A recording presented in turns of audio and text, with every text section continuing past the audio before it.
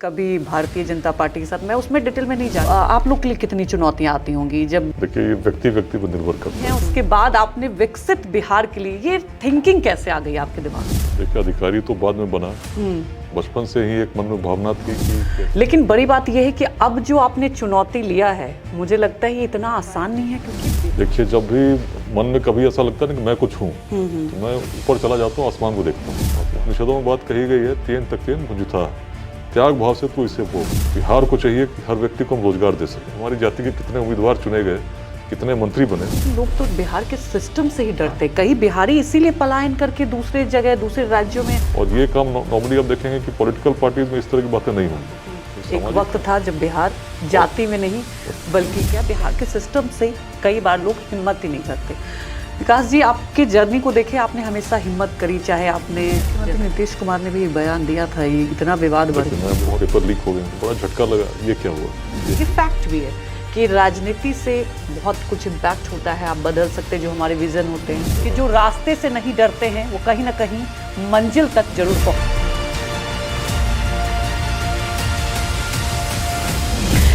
एक आईआईटीएन जिसने दुनिया की टमक झमक को छोड़कर, वो चाहते तो मल्टीनेशनल कंपनी में भी जा सकते थे, लेकिन उन्होंने वर्दी को चुना। कई बार कहते हैं ना कि आपको अगर सिस्टम बदलना है तो आपको सिस्टम में जाना होगा। कई बार हम सिस्टम को कोसते हैं, लेकिन बहुत कम ऐसे लोग होते हैं जो उस सिस्टम में जाते हैं और उसे बदलने के लिए भी प्रयास करते हैं। जी हाँ, आज जो मेरे साथ शख्सियत जुड़ रहे हैं, उन्होंने कई ऐसे बिहार के बाहुबलियों को कानून का रास्ता दिखाया। यूं कहे अनंत सिंह जैसे, जिनका दबदबा था, उनके नाम से बिहार में लोग कांपते थे, उनकी भी गिरफ्तारी की। ऐसे कई सारे बाहुबली को उन्होंने कानून का रास्ता दिखाया। तो उनके लिए तो बस एक लाइन मैं जरूर कहूंगी कि जो रास्ते से नहीं डरते हैं वो कहीं ना कहीं मंजिल तक जरूर पहुंचते हैं। और आज उन्होंने जो विजन देखा है, उन्होंने जो एक मुकाम सोचा है, यूं कहें बड़ा सपना देखा है। जी हां, विकसित बिहार वर्दी के साथ 2047 तक एक विजन देखा है विकसित बिहार के लिए।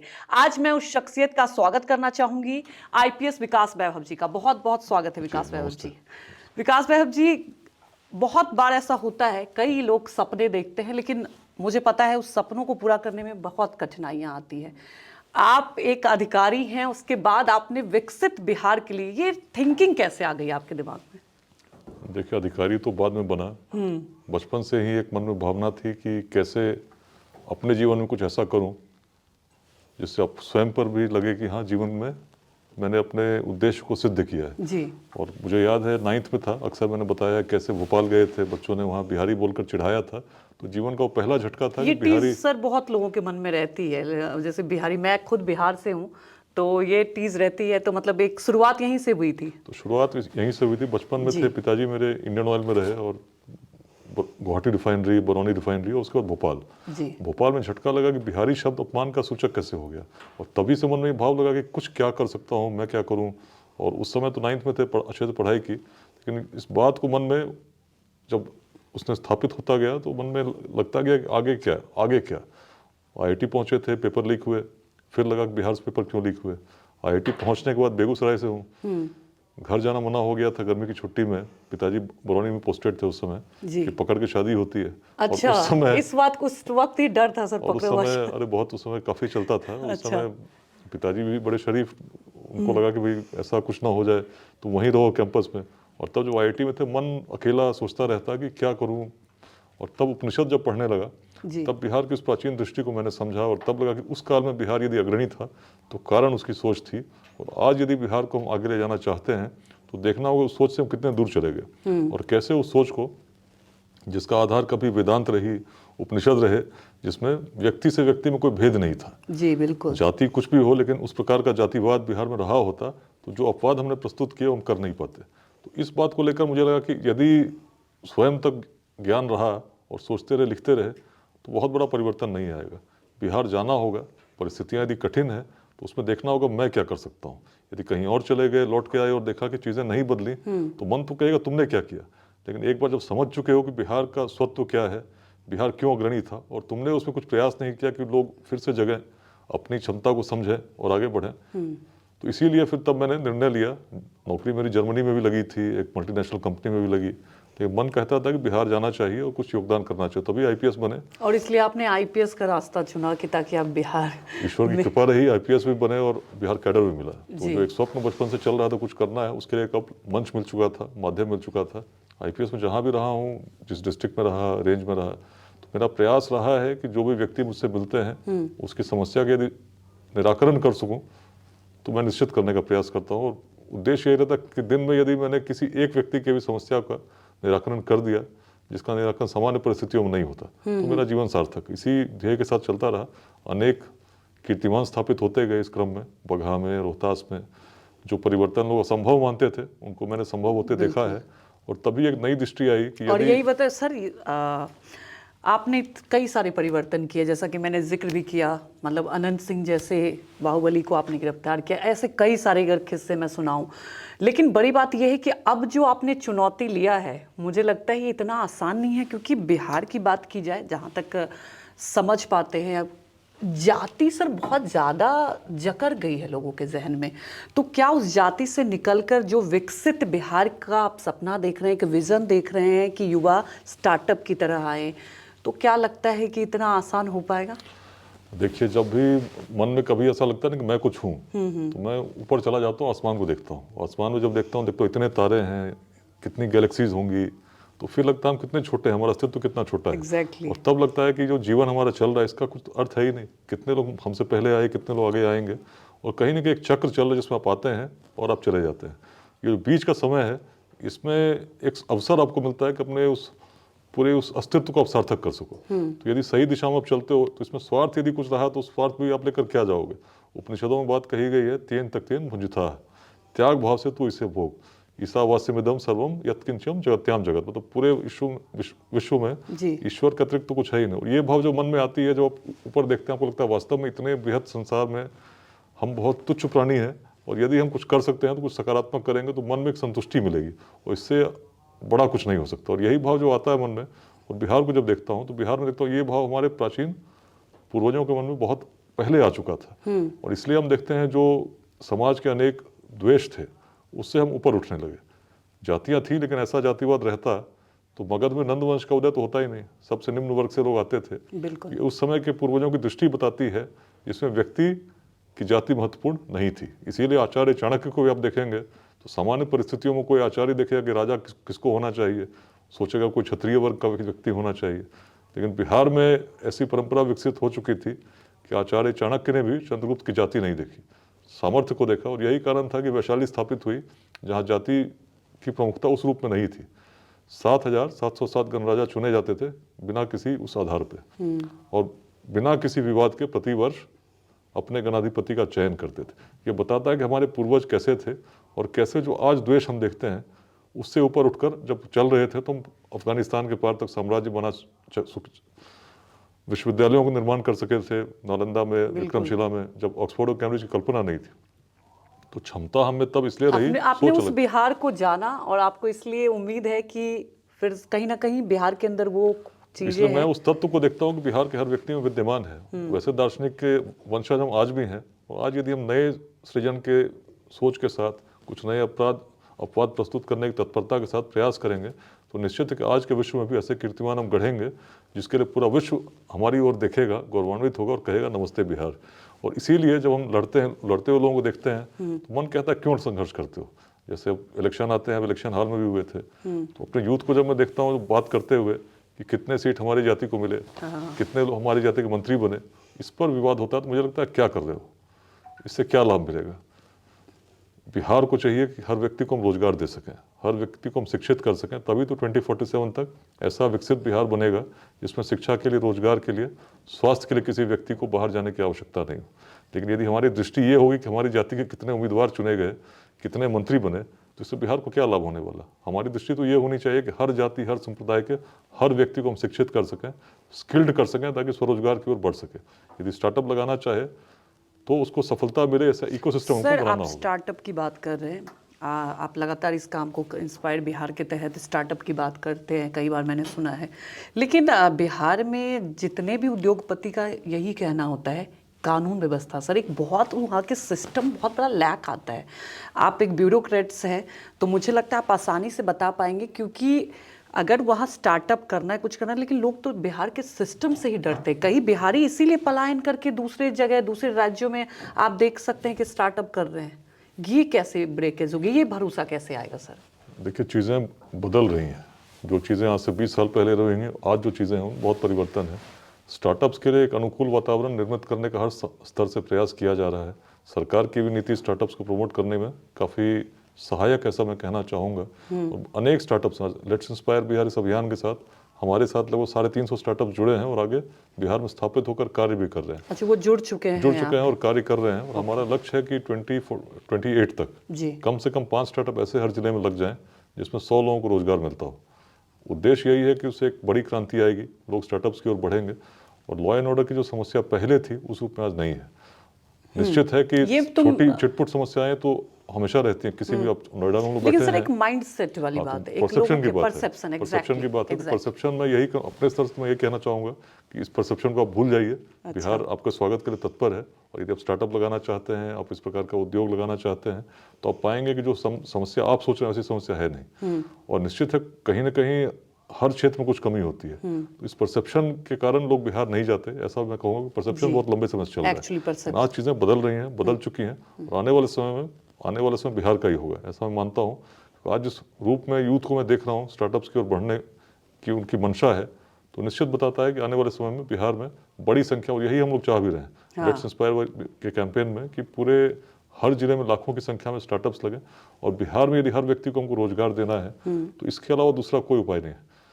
9 करोड़ यूथ हैं जिनकी उम्र आज 30 साल से कम है। सरकारी नौकरी से शायद 1% लोगों को हम दे सकेंगे, लेकिन 99% लोगों को यदि बिहार में रोजगार देना है तभी होगा कि स्टार्टअप्स लगे। बाहर से इंडस्ट्रीज आएंगी भी तो कितने लोगों को दे पाएंगे जब तक अपने यूथ को हम सक्षम नहीं बना सकेंगे।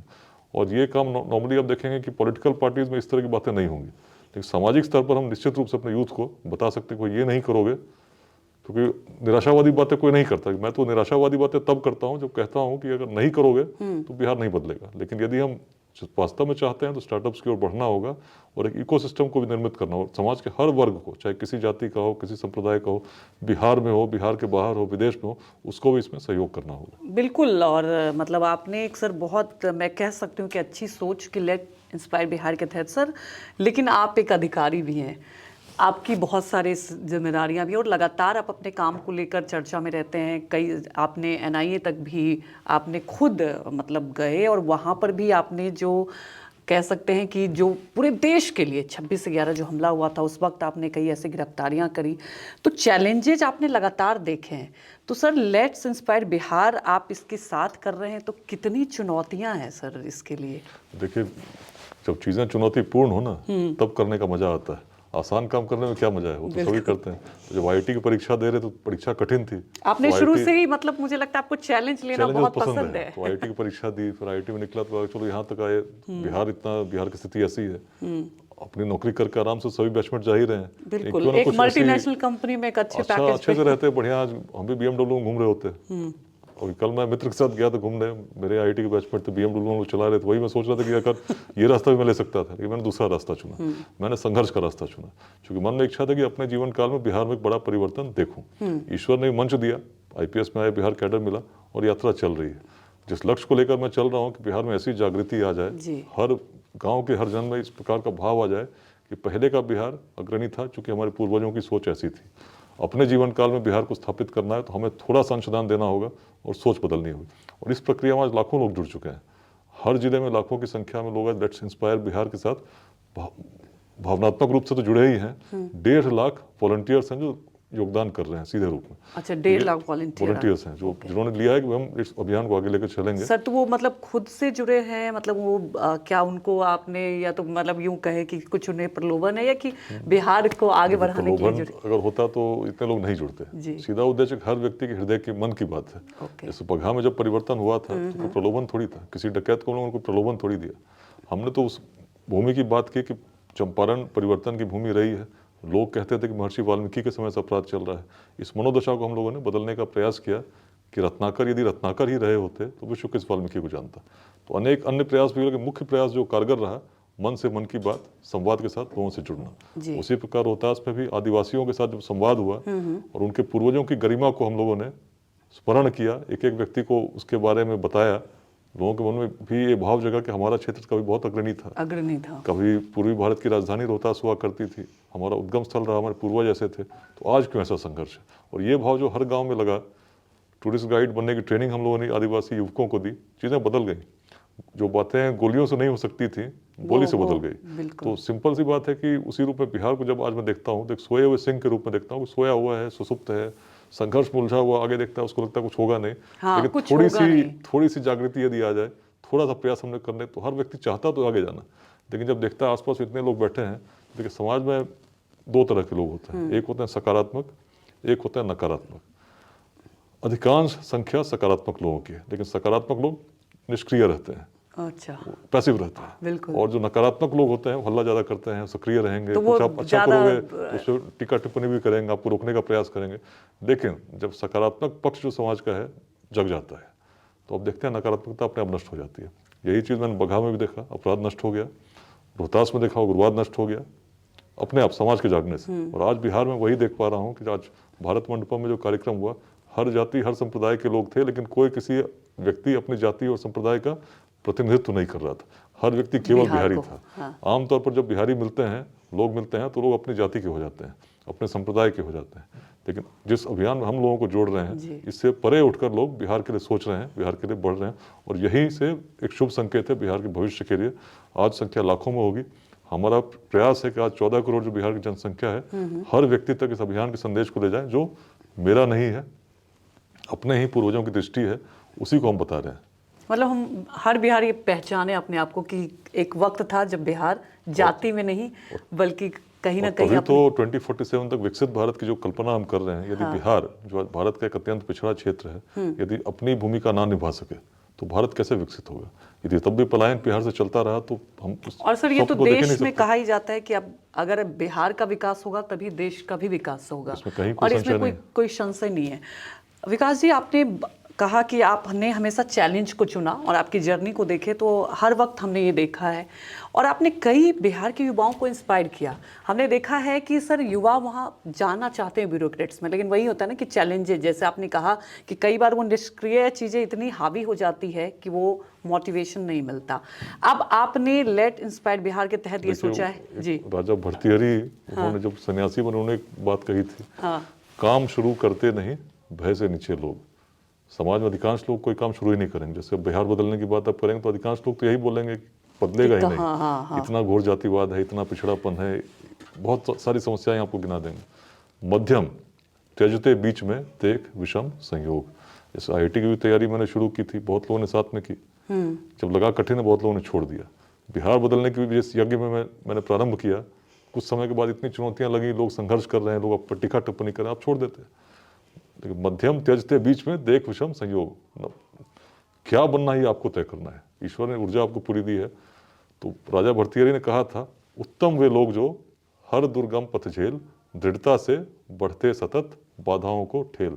आप देखेंगे जीवन में कोई भी ध्येय हो, यदि आपने उसमें दृढ़ निश्चय के साथ किया, तो दिनकर जी भी तो वही कहते हैं कि वह प्रदीप जो दिख रहा है झिलमिल दूर नहीं है, थक कर बैठ गए क्या भाई मंजिल दूर नहीं है। तो एक व्यक्ति के अंदर ऊर्जा पूरी है, लेकिन यदि उसके अंदर विश्वास नहीं हुआ, निश्चय नहीं हुआ, तो लक्ष्य तक आप नहीं पहुंचेंगे। और मेरे अंदर यही भाव है कि ईश्वर ने पूरी ऊर्जा आपको दी है। जो भाव मेरे अंदर उपनिषदों को पढ़ने से आया, और तब मैंने देखा कि शक्ति मुझमें पूरी है। जैसे मुझे याद आता है, जैसे मैं IIT की तैयारी करता था जी, तो उसमें अक्सर मैं देर रात तक पढ़ा करता था। अचानक मुझे लगने लगा कि मेरी तबीयत बराबर खराब रहती थी। मुझे लगा इस तरह से तो फिर IIT की तैयारी क्या करूँगा, आधे दिन तो मैं बीमार रहता हूँ। और तब लगा नहीं, अपने जीवन को मुझे अच्छा करना है, रूटीन ठीक करना है। एक रात जिसका मुझे बिल्कुल अनुमान नहीं था कि मैं जल्दी सो सकता हूँ, मैंने प्रयास किया कि रात के 12 बजे सोऊंगा और 5 बजे उठूंगा। प्रयास करके सोए, और मन में भाव था कि सुबह 5 बजे उठना है। और जब सुबह आँख खुली तो घड़ी की ओर सीधा जब आंखें मैंने देखी तो मैंने देखा बिल्कुल 5 बज रहे थे, बिल्कुल इधर उधर कुछ नहीं। और तब लगा कि मन में कितनी शक्ति हो सकती है एक व्यक्ति को। और यही बात मैंने आगे भी जब भी मैंने आजमाया है। पुलिस की ट्रेनिंग में जब गया तो मैं बहुत अच्छा धावक नहीं था। अच्छा। 9th के बाद से लगभग खेल कूद छूट चुका था। किताब बैठ के पढ़ता रहता था, कभी 16 घंटे, कभी 15 घंटे वैसे पढ़ता था। IIT पहुंचे तो वहाँ भी वैसे ही पढ़ते रहे। खेल कूद की ओर बहुत वैसा कभी ध्यान था ही नहीं। 8 तक खेले, क्रिकेट खेलते थे, उसके बाद टेबल टेनिस खेले, लेकिन बीच में पूरा बंद। एकाएक पुलिस ट्रेनिंग में सुबह उठना है, दौड़ के जाना है, तो मुझे याद है पहली बार पहले तो जब पहुंचे थे तो भगवान से मैंने यही कहा, भगवान इज्जत बचा लेना, सुबह 5 बजे उठना होता है, परेड में जाना होता है, कभी ऐसा ना हो कि मैं सोया रह जाऊँ। तो आश्चर्य की बात, सबसे पहले मैं ही उठता था, तो वो तो एक बात रही। दूसरी बात मैंने देखी कि जब पहली बार क्रॉस कंट्री रन हो रहा था 10 किलोमीटर का, तो 56 लोग हमारे बैच में थे, तो मेरी पोजीशन आई थी लगभग 51, इतने पीछे थे। किसी तरह दौड़ते हुए पहुंचे, 3 महिलाएं भी थी पीछे आ रही थी, एक और थे। और तब लगा कि भाई ये तो बड़ी कैसे ट्रेनिंग पार लगेगा। तो मैंने कहा कुछ प्रयास करते हैं, रनिंग की प्रैक्टिस करते हैं। और अब मुझे भी विश्वास नहीं हुआ, 1.5 महीने बाद जब रनिंग कर रहे थे अपने स्क्वाड का मैं टॉपर था। तो एक क्षमता मेरे अंदर थी जो मुझे पता ही नहीं था कि मैं इतनी अच्छी दौड़ लगा सकता हूँ। तो हर व्यक्ति में ईश्वर ने क्षमता असीम दी है, आपके अंदर बहुत सारे ऐसे गुण हैं जो आपको स्वयं पता नहीं हो, जो आप पहचान नहीं जो पहचानते नहीं। हम पढ़ने में अच्छे थे लेकिन दौड़ने में अच्छे हो सकते हैं तो मुझे पता ही नहीं था। लेकिन चीज़ें हैं। तो यही मैं कहना चाहता हूँ कि जब कई बार हम लोग सोचते हैं ना कि ये परीक्षा में हमने अच्छा नहीं किया तो जीवन में कुछ नहीं हो सकता। तो ऐसा नहीं है। सर, जैसा आप जर्नी बता रहे हैं तो मुझे लगता है कि तमाम युवाओं के लिए एक इंस्पायरिंग होगा, और वो आपकी बातों को, क्योंकि कहीं ना कहीं हताशा में चले जाते हैं। और जैसा कि मैंने जिक्र किया, बिहार के सिस्टम से कई बार लोग हिम्मत ही नहीं करते। विकास जी, आपके जर्नी को देखे, आपने हमेशा हिम्मत करी, चाहे आपने, जैसा कि आपने बताया भी, जिक्र किया आईआईटी के एग्जाम से लेके, एक बार मतलब पहली बार ऐसा भी हुआ था कि आईआईटी का पेपर लीक हो गया था। इतिहास में ऐसा नहीं हुआ था, मतलब आईआईटी का पेपर लीक हो जाना। उससे पहले बहुत अच्छी परीक्षा गई थी, बड़ा निश्चिंत होकर सोए थे। माँ ने उठाया, बेटा पेपर लीक हो गया, तो बड़ा झटका लगा, ये क्या हुआ। एक युद्ध जिसको मैं जीत चुका था उसको फिर से जीतना है। तो मैं बड़ा दुखी हुआ। और उस समय करीब 2.5 महीने बाद एग्जाम हुआ था। हर दिन सोचता था कि मेरे बिहार को क्या हो गया। जिस नालंदा की बात मैं सोचता था कि नालंदा में विश्व भर से लोग आते थे, उसी नालंदा के एक व्यक्ति ने पेपर लीक कराए थे। और तब मन कहता कि ऐसे शॉर्टकट्स के क्यों हमारे बिहार के लोग जा रहे हैं। तो उस समय के भाव और प्रबल होते गए, सुदृढ़ होते गए। उसका आज लेट्स इंस्पायर बिहार के रूप में आज हर युवक को जगाने का मैं प्रयास कर रहा हूँ। सर, आपने चुनौतियां तमाम देखी है। एक वक्त ऐसा भी आया, आपके सीनियर अधिकारी शोभा होतकर बहुत सारे विवाद में, जनरली आपने इस पर कभी खुल के बात नहीं की है। तो ऐसा विकास वैभव जो कि कभी हिम्मत नहीं हारते, वो मतलब संन्यास लेने तक की बात तक पहुंच गए थे। तो मतलब ऐसा क्या हुआ था? संन्यास लेने की बात तो मैंने कहा, आईआईटी में पढ़ता था तो उपनिषद मैंने पढ़े हैं। तो मूल रूप से जब स्वयं को देखता हूँ तो निमित्त मात्र ही देखता हूँ। मेरा कोई स्वार्थ नहीं है, कुछ समय के लिए आया हूँ, कुछ फिर जाना है। अस्तित्व सार्थक होना चाहिए, उद्देश्य यही है। और आदि शंकराचार्य से बड़ा प्रेरित रहा हूँ, है ना, जिस भज गोविंदम जो कहते हैं, गोविंदम भज मूढ़मते संप्राप्ते सन्निहिते काले नहीं नहीं रक्षति दुकीर्ण करने। मतलब ईश्वर की, आप ईश्वर का स्मरण करें, किस समय मृत्यु आएगी कोई नहीं जानता। इसलिए जीवन की सार्थकता तब है जब आप सही काम करते हो। और कहीं ना कहीं जिस प्रकरण की आप बात कर रही हैं, सभी लोग उसमें उस समय काफ़ी चला था मीडिया में, सोशल मीडिया पर। देखिए, मेरा मूल उद्देश्य यही रहता है कि किसी से विवाद नहीं हो। क्योंकि जिस सकारात्मकता के साथ, पॉजिटिविटी के साथ आगे हम लोग बढ़ सकते हैं, यदि उसमें नेगेटिविटी आ गई, कहीं संघर्ष हुआ, तो उतनी ऊर्जा के साथ आप नहीं कर पाएंगे। तो ध्येय यही रहता है। कई बार ऐसा जीवन में होता है कि जब व्यक्ति बहुत पॉजिटिव हो और उसका सामना ऐसी नेगेटिविटी से हो जाए अचानक कि लोग उसको समझ में नहीं आए, तो कई बार एक reaction on the spur of moment हो सकता है। बट जिस प्रकरण में ऐसा हुआ भी, तो उसमें ऐसा नहीं हुआ था कि उसको मैंने सस्टेन किया। वो करीब 2-4 मिनट का उस समय फिर आपने ट्वीट डिलीट कर दिया और फिर चीजें बदली। बट चीजें वो अलग फॉर्म में चली गई। और तब उस समय एक निर्णय में क्या वो ट्वीट किसी के दबाव में डिलीट किया गया? किसी के दबाव में नहीं, खुद ही मन की भाव, जैसे कोई ट्वीट आदमी करता है उससे भावावेश में लगता है कि भाई क्या हो रहा है। उस समय मेरे मन में भाव यही आ रहे थे कि भाई मेरे मन में कोई स्वार्थ नहीं है। मैं अपने बिहार के लिए कुछ योगदान करने का प्रयास कर रहा हूँ, जिसमें कार्यालय के समय में कभी कोई ऐसा कार्य नहीं हो जिसको मैंने नहीं किया हो। और जो समय खाली मिलता है, जो शनिवार रविवार में परिवार को दे सकता हूँ, उसमें यदि मैं समाज में जाता हूँ, कुछ लोगों से बात करता हूँ, तो इसमें किसी को क्यों कठिनाई होगी? तो मतलब लेट्स इंस्पायर बिहार के लिए एक चुनौती थी उस वक्त। कठिनाई यदि किसी को होगी भी तो कठिनाई इस तरह की हो जाए कि कोई आपको अपमानित करे किसी अन्य कारण से, तो उस समय आदमी मन में सोचता है कि वैसा क्यों, क्या, बहुत सारी बातें आती है। तब लगता है कि भाई इससे तो अच्छा है कि भाई आप आईआईटी से पढ़े थे, हम कोचिंग करके बच्चों को पढ़ाते, उसमें जा कमाते, तो अपना जो स्वार्थ नहीं है। और तब इस भावावेश हो सकता है आप कुछ ऐसा, तो ऐसा ही कुछ हुआ। लेकिन उसके बाद फिर लगा कि नहीं, ये करना उचित नहीं है। जो बातें हैं मुझे सही प्लेटफॉर्म पर रखना चाहिए। उससे पहले भी हम लोगों ने कई लोगों से बात की थी। तो सर, उसके बाद मुख्यमंत्री नीतीश कुमार ने भी बयान दिया था, ये इतना विवाद बढ़ गया। मैं बहुत डिटेल्स में जाना नहीं चाहूँगा। मूल रूप से मैं यही कहना चाहता हूँ, मैं किसी से विवाद में रहना नहीं चाहता। तो मतलब ये तो सर आप बताएंगे कि मतलब क्या लेट्स इंस्पायर बिहार की आपने जो सोच रखी थी, तो क्या इसमें बाधा डाली जा रही थी? जो वो संघर्ष हुआ, जो भी वो प्रकरण हुआ? देखिए बहुत सी चीज़ें बताना उस रूप में ठीक नहीं है, क्योंकि वो चीज़ें जो थी उसका मैंने जवाब सरकार को दे दिया है। जो भी बातें हुई थी, पूछा गया था मुझसे, मैंने दे दिया है। तो उस पर केवल मैं यही कहना चाहूँ, जो बातें आपने कही कि विचलित वाली जो बात है, तो विचलित उस रूप में कभी कभी आदमी हो सकता है, लेकिन जब व्यक्ति का संकल्प सुदृढ़ हो तो उस विचलित होने की परिस्थिति में व्यक्ति विचलित नहीं होता है। तो वैसी परिस्थिति में भी मैं विचलित नहीं हुआ। फिर उस समय वही वजह है कि सर आज आप यहाँ तक मोमेंट के आपको लगा कि ऐसा कर देना चाहिए, तो भावावेश होता है, लेकिन फिर आपको लगा नहीं, ये नहीं करना चाहिए। तो ट्वीट तो मैंने तुरंत डिलीट कर दिया था, पर उसके बाद लोगों ने उसको, किसी ने स्क्रीनशॉट ले लिया, फिर चलने लगी चीज़ें। उस पर मेरा नियंत्रण तो है नहीं, तो चीज़ें चली जिस रूप में चली, लेकिन मैं बिल्कुल शांत बना रहा। और मैंने यही देखा कि जो ध्येय लेकर चल रहा हूँ इसमें कोई बाधा नहीं आनी चाहिए। यूँ कहें कि वो लो टाइम में फिर आपने खुद से अपने आप को मोटिवेट किया, क्योंकि कहीं ना कहीं नहीं, तो उस समय मैंने सरकार को सिर्फ निवेदन किया था कि जो परिस्थिति है ठीक नहीं है, जी जी, अब मुझे कहीं अन्यत्र पोस्टिंग करना, फिर वैसे ही हुआ, कहीं और पोस्टिंग हुई। तब से मैं अपने दायित्वों को करते हुए जो समाज के लिए कार्य कर रहा हूँ। कई बार ये तो बहुत बड़ा एग्जाम्पल आपने सेट किया। कई बार हम लोग सोचते हैं ना कि हम जब रिटायर करेंगे तब हम समाज सेवा करेंगे। Exactly, कई बार सोचते हैं कि भाई समाज सेवा तो कुछ और लोगों का काम है, हाँ, हमारा काम नहीं है, यही। लेकिन अगर संविधान को पढ़ेंगे और अगर ध्येय सोचेंगे संविधान का, तो हर नागरिक का कर्तव्य है कि हम देश को आगे बढ़ाने के लिए प्रयास करें, छोटा सा योगदान दें। ये हमारा फंडामेंटल ड्यूटी है। तो चाहे आप सरकारी नौकरी में हो, प्राइवेट नौकरी में हो, यदि आपको समय मिलता है, जो खाली समय आपका है, उसमें यदि कुछ ऐसा काम आप करते हैं जो सकारात्मक हो, देश समाज को उससे भला होता हो, तो करना चाहिए। तो मेरा तो यही मानना है कि अगर हम सोचेंगे कि हर व्यक्ति यही सोचेगा कि कभी ऐसा दिन आएगा हम रिटायर करेंगे तब ऐसा करेंगे, तो समाज को बदलेगा कौन?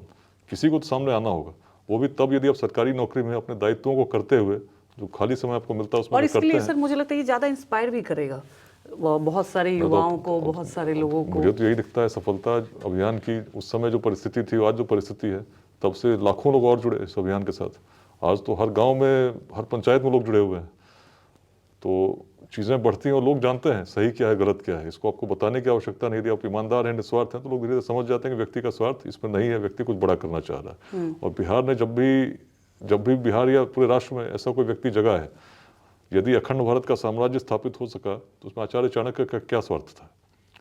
चाणक्य तो जब साम्राज्य भी बना तो महल के बाहर ही बैठे, उनके अपने मन में कोई स्वार्थ नहीं था, अपने देश को आगे ले जाना चाहते थे, इसलिए सफल भी हुए। तो ऐसे ही बिहार को आगे बढ़ाने के लिए हमें निस्वार्थ लोगों की आवश्यकता है, जिनके मन में कोई स्वार्थ नहीं हो, कोई पद का लोभ ना हो, किसी धन अथवा कछापन का मोह ना हो। तो सर, लेकिन लेट्स इंस्पायर बिहार के साथ साथ लोग तो यही चर्चा होती है कि ये कहीं ना कहीं आगे मकसद आपका राजनीति में आना है, प्रशांत किशोर वर्सेस विकास वैभव चीज़ें चल रही है, तो इसमें कितनी सच्चाई है? क्या आगे भविष्य में आप राजनीति में जाएंगे? देखिए, राजनीति बड़ी महत्वपूर्ण चीज़ है समाज और देश को बदलने के लिए। तभी आचार्य चाणक्य ने भी राजनीति को कहीं ना कहीं अपनाया, और उन्होंने देखा कि अगर राजनीति में सक्षम लोग नहीं रहे तो चीज़ें उस रूप में नहीं बदलेंगी। इसमें कहीं कोई मेरे मन में कोई संशय नहीं है। लेकिन बिहार की जो वर्तमान परिस्थिति है, इसमें परिवर्तन को जिसको मैं देखना चाहता हूँ, जिस स्वप्न को मैं देखता हूँ कि किसी व्यक्ति को बाहर जाने की आवश्यकता नहीं हो, हर व्यक्ति को हम शिक्षित कर सकें, बिहार में ऐसे सेंटर्स ऑफ एक्सेलेंस आज भी बन सकें जैसे कभी प्राचीन काल में थे। तो केवल राजनीतिक परिवर्तन से तब तक नहीं होगा जब तक व्यापक सामाजिक जागृति न हो। और तो ये पहला पड़ाव है विकास वैभव जी का, उसके बाद सामाजिक जागृति जब तक नहीं होगी तो राजनीति कहाँ बदलेगी। और ऐसे ही जो राजनीति आज बिहार में चल रही है, तब चल रही है जब समाज खंड खंड में बटा हुआ है। तो राजनीतिक दलों की व्यवस्था है कि ये नहीं देखना है उनको कि उम्मीदवार हमारा योग्य है या नहीं, उसका विजन क्या है। उनका केवल ध्येय यही है कि उम्मीदवार चुनाव जीत सकता है या नहीं। और केवल चुनाव जीतने तक यदि राजनीति हमारी आधारित हो जाए तो बिहार कहाँ बदलेगा। तो बिहार बदलने के लिए हर युवक को संकल्प लेना होगा। और इसीलिए जो मैं अभियान चला रहा हूँ, इसका राजनीति से कोई उस प्रकार का कोई इसमें उद्देश्य नहीं है। इसका उद्देश्य है एक बड़ा परिवर्तन, जो राजनीति से बड़ा परिवर्तन। तो अगर विकास वैभव राजनीति में जाते हैं आने वाले वक्त में, भविष्य में, तो क्या वो अपनी पार्टी बनाएंगे या किसी पार्टी के साथ आप जुड़ेंगे? ये सब तो ऐसा हाइपोथेटिकल क्वेश्चन है ना। सीधी बात मैं यही कह रहा हूँ, जब तक वैसा सामाजिक वातावरण नहीं बनता। जब ये बात तो आपने बहुत ऑनेस्टली स्वीकार तो किया कि एक ये फैक्ट भी है कि राजनीति से बहुत कुछ इम्पैक्ट होता है, आप बदल सकते हैं जो हमारे विजन होते हैं। राजनीति से इम्पैक्ट होता है, लेकिन बिहार में जो परिवर्तन मैं चाह रहा हूँ वो केवल राजनीति से नहीं होगा। इसीलिए जब तक सामाजिक परिवर्तन बड़ा नहीं हो, तो दोनों साथ में होगा, तो तब आने वाले वक्त में क्या? साथ में होते हुए तुरंत नहीं हो सकता, ये लंबी प्रक्रिया है। लंबी प्रक्रिया है, तो मतलब अभी आप इस बात को बताना नहीं चाह रहे, कहीं ना कहीं हो सके आने। मैं बहुत स्पष्टवादी हूँ। मैं तो कह रहा हूँ कि राजनीति में अच्छे लोगों को आना चाहिए, लेकिन वर्तमान में जिस परिस्थिति है, और ये मुझे लगता है सर कोई राजनीति में आना कोई गलत बात नहीं है। बिल्कुल, आप जैसे पढ़े लिखे लोग आएंगे तो बदलाव होगा। मैं ये कह रहा हूँ राजनीति में अच्छे लोगों को आना चाहिए, अच्छे लोगों का आने से परिवर्तन होता भी है, लेकिन जिस परिवर्तन का स्वप्न मैं देख रहा हूँ, जिसकी कल्पना मैं कर रहा हूँ, वो केवल आज बिहार में राजनीति में आने से नहीं होगा। इसीलिए जब तक समाज में एक बड़ा परिवर्तन नहीं हो तो मैं बड़े प्रयास में लगा हूँ, छोटे काम नहीं करता। बिहट का रहने वाला हूँ, बृहत जिसको मैं कहता हूँ, तो बड़ी सोच। इसीलिए जो भी सोचा है मैंने, तो ये भी जो सोच रहा हूँ, तो ऐसा परिवर्तन सोच रहा हूँ जिससे बिहार पूरी तरह बदल जाए। तो राजनीतिक परिवर्तन तो आप देखते हैं हर 5 वर्षों में होता है, लेकिन व्यवस्था परिवर्तन कहाँ हो रही है? तो व्यवस्था में परिवर्तन तब होगी जब बड़ी चीजें होंगी। तो इसीलिए हर गांव के हर जन तक पहुंचना, जोड़ना, जाति सांप्रदायिक बंधनों से ऊपर सोचना, लिंग भेद से ऊपर सोचना, विचारधाराओं के मतभेद से ऊपर सोचना, ये राजनीतिक से संभव नहीं है। इसमें सामाजिक, शैक्षणिक और सांस्कृतिक परिवर्तन की आवश्यकता, उसी बड़े प्रयास में मैं लगा हूँ। मेरा कोई स्वार्थ यदि है तो केवल यही है कि अपने जीवन काल में बिहार को बदलते देखो। सर मतलब मुझे लगता है कि जो सोच है वो बहुत युवाओं को, मैं यूँ कहूँगी तमाम उस बिहारियों के लिए एक प्रेरणा है। विकास वैभव जी, बिहार की राजनीति का जिक्र हुआ है, तो बिहार एक ऐसा राज्य है जहाँ पे सबसे ज़्यादा इक्वेशन बदलते हैं। आपने ठीक है, मुख्यमंत्री तो वही रहते हैं, लेकिन ऐसे सिस्टम में, क्योंकि कभी भारतीय जनता पार्टी के साथ, मैं उसमें डिटेल में नहीं जा रही, बट एक ब्यूरोक्रेट्स के तौर पर क्या उसमें आप लोग के लिए कितनी चुनौतियाँ आती होंगी जब इतने इक्वेशन बदलते रहते हैं? देखिए, ये व्यक्ति व्यक्ति पर निर्भर करता है। मेरा तो शुरू से रहा है बी फर्म बट पोलाइट। यदि आप सही करेंगे तो आप सही करेंगे, गलत नहीं करेंगे। ये संदेश बड़े स्पष्टता के साथ लोगों के मन में आ जानी चाहिए, और जब ऐसा आप करते हैं तो कोई व्यक्ति आप पर दबाव नहीं दे सकता। तो मुझे नहीं लगता कि इससे बहुत परिवर्तन किसी एक व्यक्ति पर तब पड़ेगा जब उसका संकल्प सुदृढ़ हो। अब कोई व्यक्ति यदि उसके अपने स्वार्थ जुड़े हों, अपना हित जुड़ा हो, उसके लिए परिवर्तन पड़ सकता है। तो मुझे तो कभी कोई कठिनाई उस रूप में नहीं हुई, और मैं बिहार को बदलने के जिस अभियान में लगा हूँ, तो आपको कोई परेशानी नहीं आई? जहाँ बघा रहा, रोहतास हर समय कार्य करता रहा हूँ, आज भी कर रहा हूँ, आगे भी करता रहूँगा। तो सर, जो ये आप अभियान चला रहे हैं, एक बहुत अच्छी मुहिम है, तो क्या किसी पॉलिटिकल पार्टी का सपोर्ट है आपको, या कुछ भी ऐसा, मतलब मॉरल सपोर्ट की मैं बात देखिए, मुझे इसको मैं एक निमित्त के रूप में चला रहा हूँ। तो विचारधाराओं के मतभेदों से ऊपर उठ के हम लोगों ने लोगों को जोड़ने का प्रयास किया। आज आप लेट्स इंस्पायर भी मंचों पर भी देखेंगे तो हर पॉलिटिकल पार्टी के लोग हैं। किसी एक विचारधारा को लेकर हम नहीं चल रहे, उनकी विचारधारा मतभेद हो सकते हैं, लेकिन लोग बिहार के लिए ऊपर उठकर जुड़े, यही इसका उद्देश्य है। जाति से ऊपर उठ के जुड़ना है। और ये पॉलिटिकल पार्टी से बहुत लोग हैं जो जुड़े हुए हैं इस अभियान के साथ, तो ऐसी बात नहीं है कि वो भी बिहार के हैं, उनके मन में इच्छा है कि बिहार बदले। तो इसलिए व्यापक सामाजिक अभियान तभी संभव होगा। पॉलिटिकल पार्टी से भी लोग इस अभियान, बहुत लोग हैं जिसमें अब छोटे छोटे मंडलों में भी लोग हैं जो जुड़े हुए हैं अपनी पार्टी से, तो अपना दायित्व उनका अलग है। लेकिन जब इस अभियान में जुड़ते हैं तो उनका दायित्व बहुत निस्वार्थ हो जाता है कि अपने बिहार को बढ़ाना है। अभी रोहतास में भी कार्यक्रम हुआ, छपरा में हर पार्टी के लोग जुड़े थे, किसी एक पार्टी का नहीं थे। तो ये कोई कह नहीं सकता भी किसी एक पार्टी का। तो मतलब इसलिए इसको कह सकते हैं कि विचारधाराओं के मतभेदों से ऊपर उठकर बिहार के लिए आगे आने का प्रयास है। विकास जी, बिहार की बात की जाए, नो डाउट, जैसा कि आपने कहा भी कि बहुत कुछ बदला है। कानून व्यवस्था की बात करें, अब है कि बिहार में लोग जाने लगे, लेकिन एक दौर वो भी था जब आपने मतलब वहाँ पे पोस्टिंग भी की और आपने बिहार कैडर ही, मतलब ये बहुत बड़ी बात है कि अपने राज्य में आपको मौका मिला। तो क्या पहले कितनी चुनौतियां थी? आपने अनंत सिंह जैसे बाहुबली को जब गिरफ्तार किया था, अपने आप में मुझे लगता है कि उस वक्त बाहुबलियों का दौर था। ऐसा होता था ना, बिहार के जो युवा हैं बाहुबली को देखकर इंस्पायर होते थे, जैसे लेट्स आप कह सकते हैं एक हीरो, नेशनल हीरो के तौर पर बिहार के लोग। तो उस वक्त में ये चैलेंज लेना, मतलब कैसा रहा ये जर्नी आपके लिए? कई बार हम लोग सोचते हैं कुछ ऐसा है, लेकिन किसी व्यक्ति विशेष का नाम मैं लेना नहीं चाहता, और मैं कभी लेता भी नहीं हूँ। यही कि चुनौती कितनी भी कठिन हो, यदि आपके मन में ये भाव है कि आप सत्य के साथ हैं, तो आपसे बड़ा शक्तिशाली कोई नहीं है। तो मतलब सर, लेकिन वहाँ तो बहुत मुश्किल था उस वक्त। कोई कठिनाई नहीं होती। मैंने क्या कही थी, आपके मन में सत्य स्थापित है तो वो अपने आप वो शक्ति देती है जिसमें आपको लगता है कि आपसे शक्तिशाली कोई हो ही नहीं सकता। तो पॉलिटिकल प्रेशर तो आपके ऊपर भी आया होगा? मैं तो बता रहा हूँ ना, मेरे ऊपर आज तक कभी प्रेशर आया ही नहीं, क्योंकि I am always firm but polite. मुझे मालूम मुझे क्या करना है, अगर गलत होगा तो मैं नहीं करूँगा, और यदि सही है तो सही ही करूँगा। गलत करने के लिए मुझे कोई बाध्य नहीं कर सकता। ये हर व्यक्ति में है, हर व्यक्ति के अंदर वो शक्ति। यदि आप सही करना चाहते हैं तो आपको कोई ऐसी सृष्टि की कोई शक्ति नहीं है वो गलत करने के लिए बाध्य कर दे, ठीक है ना। लेकिन वो मन में वो भाव होना चाहिए कि मैं सही के साथ हूँ, और जब ऐसा आप करते हैं तो बहुत सारी अदृश्य शक्तियाँ सब जो ब्रह्मांड में कहीं की हैं, कहीं ना कहीं मन में वो कॉन्फिडेंस ले आती हैं, आपको लगता है फिर आप किसी से भयभीत नहीं होते। और ये ऐसा समय आता है जब आपको, जो बात है ना, निमित्त मात्र हूँ, ये भाव और मन में प्रगाढ़ता के साथ उठता है। और इसीलिए मैं कहता हूँ जब तारों को देखोगे तो आपको लगता है मेरा अस्तित्व क्या, तो छोटा सा एक हूँ, लेकिन साथ में ये अस्तित्व का भाव आता है कि छोटा सा भले हूँ लेकिन मुझ में भी ईश्वर का अंश है। और यही बात वेदांत कहती है कि भाई ओम पूर्णमदः पूर्णमिदं पूर्णात् पूर्णमुदच्यते पूर्णस्य पूर्णमादाय पूर्णमेवावशिष्यते। पूर्ण का एक अंश पूर्ण ही रहता है, पुनः पूर्ण में विलीन हो जाता है। जो अंश है उसमें गुण वही है। तो इस गुण को अनुभव यदि हम कर सकें, ये बिहार की दृष्टि है, मेरी दृष्टि नहीं है। तत्त्वमसि तुम वही हो, बिहार की दृष्टि है। अहम ब्रह्मास्मि, मैं वही हूँ, बिहार की दृष्टि है। तो बिहार के प्राचीन पूर्वजों की दृष्टि बहुत बड़ी रही। और मैं अपने गांव से जब देखता हूँ तो बृहत, उस गांव से आता हूँ जिसकी सोच बड़ी है, गंगा के बृहत तट का अपभ्रंश है। तो कहीं ना कहीं मुझे लगता है उस प्राचीन काल से कुछ एक परंपरा का मैं वाहक हूँ। आज जो भी मैं कर रहा हूँ उस परंपरा को बताने का प्रयास कर रहा हूँ, जो संदेश देने का प्रयास कर रहा हूँ, संदेश मेरा नहीं है, संदेश हमारे पूर्वजों का है।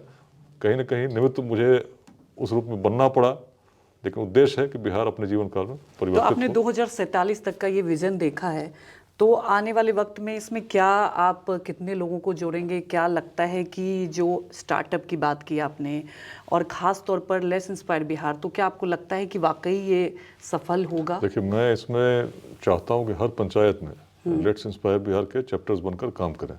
उसमें ऐसे सक्रिय लोग जो सकारात्मक हैं साथ जुड़ें और देखें कि अपने पंचायत में हम क्या कर सकते हैं। अगर रोजगार अपने पंचायत में चाहिए तो स्टार्टअप्स कैसे लग सकते हैं इस पंचायत में, हमारी रिक्वायरमेंट क्या है। ब्लॉक लेवल पे या जिला लेवल पे हर जिले की अपनी अपनी स्पेशलिटी है। किसी जिले में मखाना बहुत उपयोगी हो सकता है आगे उद्योग लगाने के लिए, कहीं पर मक्का हो सकता है, कहीं कुछ और हो सकता है। तो ऐसे चीज़ों पर भी हम चिंतन करें, मनन करें कि आगरी एंटरप्रेन्योरशिप से कैसे बिहार को हम आगे ले जा सकते हैं। साथ में अब जो नई टेक्नोलॉजीज आ रही हैं, आर्टिफिशियल इंटेलिजेंस है, ब्लॉकचेन टेक्नोलॉजी है, इसमें हमारे यूथ कैसे आगे बढ़ें और कैसे ऐसे सेंटर्स ऑफ एक्सीलेंस अपने बिहार में हम स्थापित करें ताकि हम लीडर्स बने। हम केवल फॉलोअर्स नहीं रह जाएं कि हम कुछ चीज़ें कहीं और हुई हम उसको कर रहे हैं। जैसे मुझे बड़ी प्रसन्नता तब होती है जब बिहार स्कूल ऑफ योगा मुंगेर में देखता हूँ और ये पाता हूँ कि आज भी अमेरिका से लोग आना चाह रहे हैं वहाँ पर रिसर्च करने के लिए कि आर्टिफिशियल इंटेलिजेंस का नेक्स्ट लेवल क्या हो सकता है। तो एक सेंटर ऑफ एक्सीलेंस जब हमने इस रूप में स्थापित किया तो ये बताता है कि उसकी क्षमता हमें आज भी है कि और भी हम स्थापित कर सकते हैं। स्वप्न यही है कि बिहार के हर प्रखंड में इस प्रकार के सेंटर्स ऑफ एक्सीलेंस बने, हर जिले में एक ऐसी यूनिवर्सिटी बने जिसमें कुछ नया हम शोध कर रहे हों, कुछ नया सृजन कर रहे हों। और यही भाव जब लेकर हम आगे बढ़ेंगे तभी 2047 तक एक ऐसे विकसित बिहार का हम निर्माण कर सकेंगे। नया करना है और ये हम प्राचीन काल से करते रहे, इसलिए कॉन्फिडेंस आता है कि जब तब कर सकते थे तो रिसोर्सेज नहीं थे, और यही वजह रही कि आपको एक कॉन्फिडेंस आता और आपने ये विजन सोचा। कॉन्फिडेंस आता जब मैं बोलता हूँ भारत मंडप में जो बोल रहा था, मुझे ये नहीं लगा तो मैं बोल रहा हूँ, मुझे लग रहा था कि बिहार के पूर्वज मेरे मुख से बोल रहे हैं और बता रहे हैं कि बेटा ये कर सकते हो, करने का प्रयास करो, जागो, इससे सुप्ति से निकलो और देखो तुम क्या कर सकते हो। और बिल्कुल उम्मीद यही करते हैं कि आप ये जो विकसित भारत जो ये सपना लेकर आगे बढ़ रहे हैं, आगे इसमें और ज़्यादा से ज़्यादा लोग जुड़ें और ख़ास तौर पर एक जो विज़न बिहार जो कि हर बिहारी का एक सपना होता है उसको आप पूरा करें। बहुत बहुत शुक्रिया आपका हमारे साथ बातचीत करने के लिए। जी, धन्यवाद।